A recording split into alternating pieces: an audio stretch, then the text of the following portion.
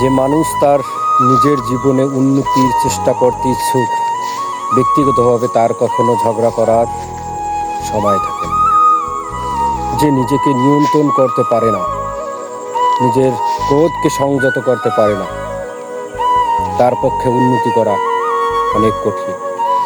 কোনো কুকুরের কামড় খাওয়ার চাইতে তাকে পথ ছেড়ে দেওয়াই উত্তম।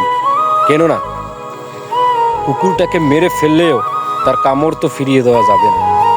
কথাটি যদি ভালো লেগে থাকে লাইক, কমেন্ট, শেয়ার করে সবাইকে জানিয়ে দিবে।